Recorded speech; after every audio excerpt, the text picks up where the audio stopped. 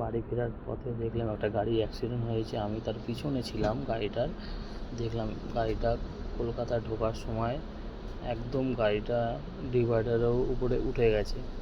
উঠে যেতে কি বড় ভয়ঙ্কর একটা অ্যাক্সিডেন্ট, হাত থেকে বেঁচে গেল। সামনে একটা মারুতি ভ্যান ছিল, মারুতিটা খুব জোর বেঁচে গেল, ডিভাইডারের জন্য খুব জোর বেঁচে গেল।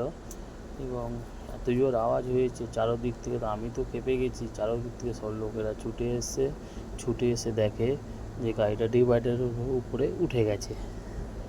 আমিও দাঁড়িয়ে দেখলাম, দেখে একটা ছোট্ট একটা ভিডিও বানিয়ে নিলাম কীভাবে বন্ধুদের দেখাবো বলে।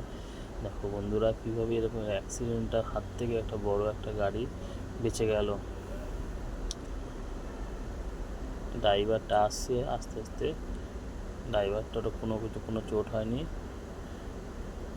ড্রাইভারটা আস্তে আস্তে দেখছে চারোদিকে কীভাবে কী করলে ঠিক হয়।